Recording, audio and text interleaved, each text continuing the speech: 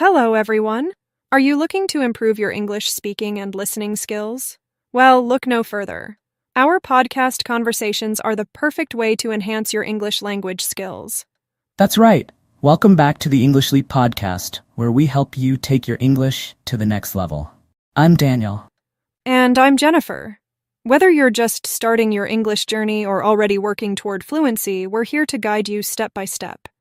Today, we'll be talking about one of the most powerful shifts you can make in your learning. How to think in English. It's a game changer, and we're going to break it down for you. Exactly. We're here to help you stop translating in your head and start processing thoughts directly in English, which is key to becoming more fluent and confident. You know, Jennifer, when I first started learning English, I remember trying to have conversations, but I was constantly translating from my native language. It felt like I had to pause every few seconds just to figure out what I wanted to say. Have you ever experienced that? Oh, absolutely. I think we've all been there at some point. For me, it was especially difficult in situations where I had to think fast, like ordering food or chatting with someone casually. I'd get stuck, and by the time I translated what I wanted to say, the conversation had already moved on. Yeah, it's like trying to catch up to a train that's already left the station. Right. It's all part of the learning process, and that's why thinking in English is such a powerful skill. It takes away that delay, and you start to feel more in control of your language. Exactly. So today, we're going to share some practical tips to help you make that shift to thinking in English. Before we dive deeper into today's topic, we have a special resource just for you. We've crafted a free PDF guide packed with essential vocabulary and insightful tips to enhance your English thinking skills. Be sure to check it out. It's linked in the description below. Yes, and stick around till the end of the podcast because we'll be joined by our vocabulary expert, Charlotte. She'll help break down some of the key words and phrases we've used today. Great! So let's kick off with our first tip on how to think in English, labeling objects around you. Ah yes, this one brings back memories. When I first started learning English, my apartment was covered in sticky notes. My friends thought I was turning the place into an art project. I can totally relate. I did the same thing. I remember putting a label on my mirror that said mirror, and every morning I'd see it while getting ready. Exactly. And it's funny how quickly it works. After a while, every time I picked up my cup or opened the refrigerator, the English words just popped into my head automatically. You know, what's great about this method is that it turns your environment into a constant learning space. It's like passive studying. You learn without even realizing it. Right, and it helps break the habit of translating from your native language because you're directly associating the English word with the object. So the bottom line is, labeling objects helps you think in English by making the language a natural part of your daily life. Well said, Jennifer. It's all about creating those connections in your brain. Over time, you'll find yourself thinking of the English word first. And that's a big step toward fluency. So to all our listeners, give it a try and let us know how it goes. Absolutely. You know, speaking of making English a natural part of daily life, it reminds me of another tip that's been really helpful. Oh, are you thinking about using simple sentences in your thoughts? Exactly. When I started forcing myself to think in English, I realized I didn't have to construct perfect sentences. Just simple, straightforward thoughts. Yes, I used to overcomplicate things by trying to think in complex sentences, which made it harder and more frustrating. Same here. Then I began thinking in simple phrases, like I am hungry, it's sunny today, or I need to buy milk. It made the process so much easier. And the best part is, as you get comfortable with simple sentences, you naturally start forming more complex ones without even trying. Absolutely. It's like building blocks. You start small, and over time, you build up your language skills. I remember waiting for the bus and thinking to myself, bus is late. Or, I see a red car. It felt a bit basic, but it kept my mind engaged in English. I did that too. Even narrating mundane tasks like I wash dishes or I read book helped reinforce my thinking in English. And the beauty of this method is that you can do it anywhere, anytime. No special tools needed, just your mind. Exactly. It's a simple habit that can make a big difference over time. So, to our listeners, try incorporating simple English sentences into your thoughts throughout the day. Don't worry about grammar or perfection. Just keep it simple. And remember, the goal is to train your brain to think directly in English, which will boost your fluency and confidence. We'd love to hear how this technique works for you. Share your experiences in the comments. Definitely. Now, building on that, another tip that really helped me was to talk to yourself in English. Oh yes, self-talk can be surprisingly effective. Did you ever catch yourself having full conversations alone? All the time. I remember cooking dinner and narrating every step.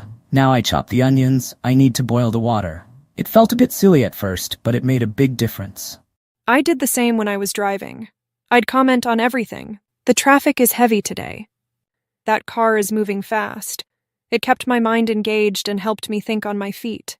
Exactly. It's like giving yourself a constant practice session. Plus, since you're alone, there's no pressure or fear of making mistakes. And over time it becomes second nature. You start thinking in English without even trying. Right. And it's not just about narrating actions.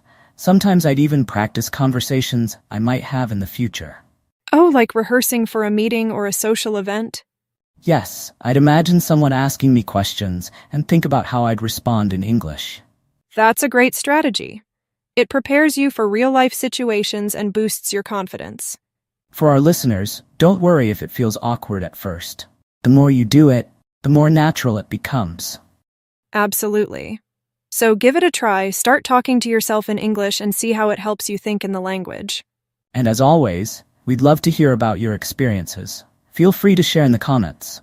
Speaking of immersing ourselves in English, another simple yet powerful tip is to change the settings of one of your devices or applications to English. Oh yes, I remember switching my phone's language to English. It was a bit challenging at first, but it forced me to navigate in English daily. Same here. I changed the language on my social media apps. It was interesting to see everything in English. It felt like a mini immersion.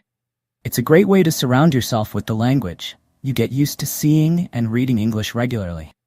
Plus, you pick up new vocabulary along the way. I learned a lot of tech-related terms this way. Exactly. And it's not just phones. You can change the settings on your computer, tablet, even your smart TV. For our listeners, you don't have to switch everything at once. Start with one device or app and see how it goes. Good point. It should be a comfortable challenge, not overwhelming. So, try changing a device or app to English and immerse yourself even more in the language. Let us know which ones you switch and how it impacts your learning. And now, here's an interesting technique, thinking about situations in English. Yes, this one's all about visualization. Whenever I was in a situation, I'd try to describe it in English in my mind.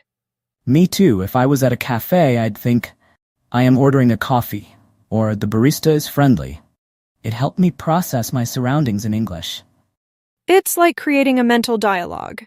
You engage with the environment and practice at the same time. Exactly. And it doesn't have to be limited to current situations. You can imagine future scenarios or recall past events in English. That's a great point. I used to replay conversations in my head thinking about what I could have said in English. It's a form of mental rehearsal, which is really beneficial for language learning.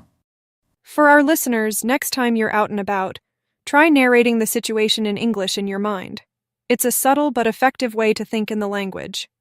And as always, we'd love to hear how this technique works for you. Another helpful tip is to track your activities in English. Yes, keeping a journal or a diary in English can be really impactful. I started writing down my daily tasks and reflections in English.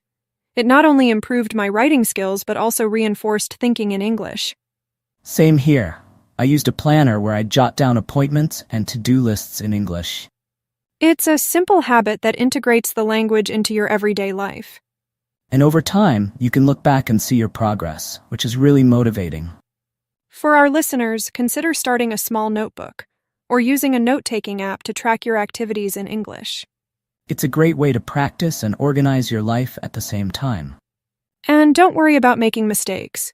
The goal is to think and write in English, not to be perfect. Exactly. So give it a try and share your experiences with us. And now, last but not least, a tip that combines technology and language learning. Text in English. Yes.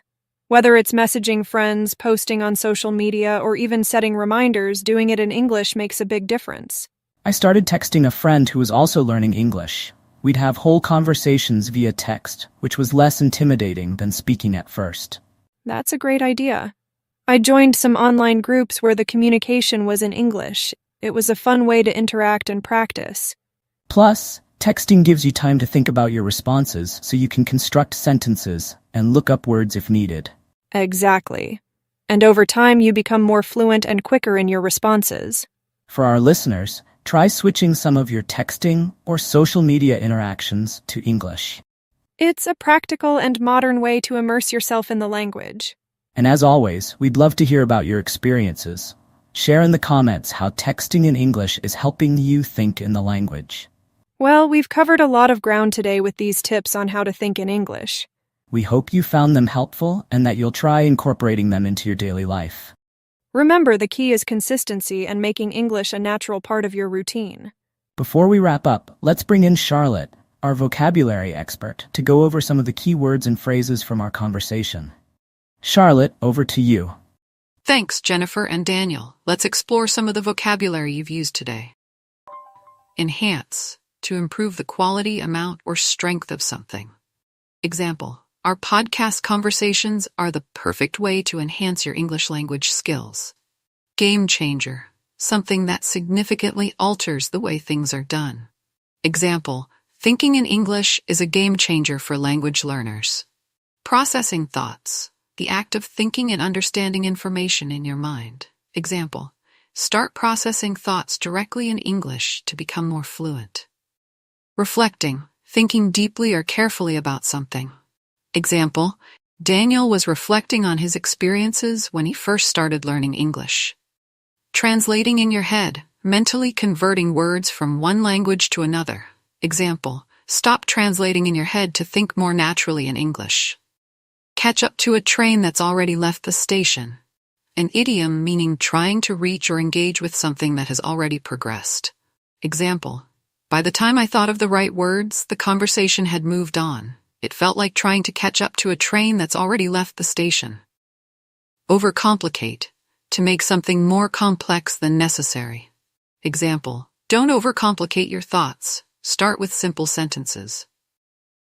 Straightforward, simple and easy to understand.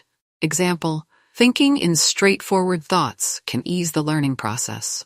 Mundane tasks, ordinary, everyday activities that are not exciting. Example, narrating mundane tasks like cooking can help reinforce English thinking. Reinforce, to strengthen or support an idea or habit.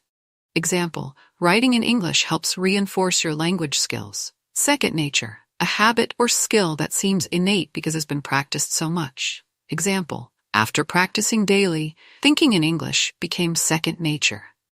Think on your feet, to react quickly and effectively without prior preparation. Example, self-talk can help you learn to think on your feet in conversations. Self-talk, the act of talking to oneself, either silently or aloud. Example, self-talk is a useful technique for practicing English. Immerse, to involve oneself deeply in a particular activity. Example, immerse yourself in English by changing your device settings. Mini immersion, a brief or limited experience of being surrounded by a language. Example, switching apps to English creates a mini immersion environment. Navigate, to find your way around or through something. Example, changing your phone's language forces you to navigate in English. Visualization, forming mental images to understand or plan something. Example, visualization helps when thinking about situations in English. Mental rehearsal, practicing an activity in your mind before actually doing it. Example, she used mental rehearsal to prepare for English conversations. Subtle, not immediately obvious, nuanced. Example, thinking in English leads to subtle improvements over time.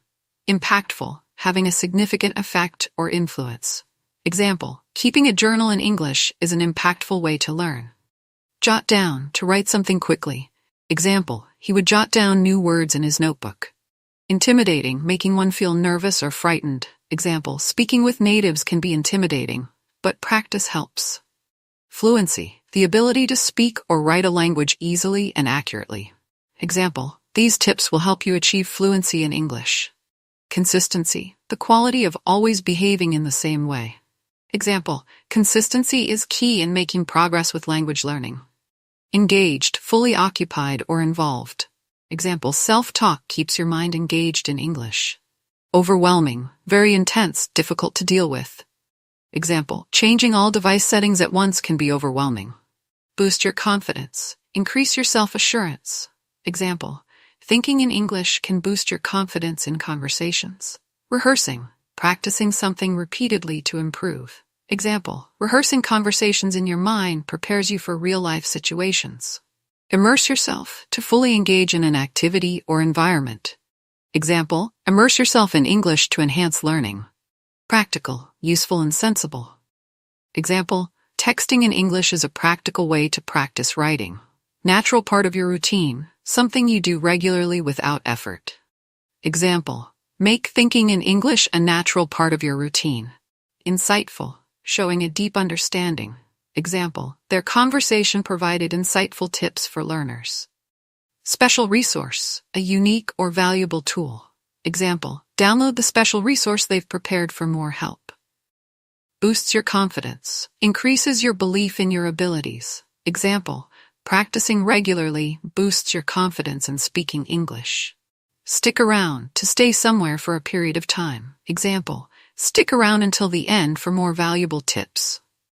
Thank you so much, Charlotte. That was incredibly helpful. Yes, we really appreciate it. Expanding your vocabulary is such a crucial part of language learning. Well, that brings us to the end of today's podcast. We hope you've enjoyed our tips on how to think in English. Remember, we're all on this language learning journey together. So, keep practicing, stay positive, and don't hesitate to share your experiences and questions in the comments. And don't forget to download our free PDF guide.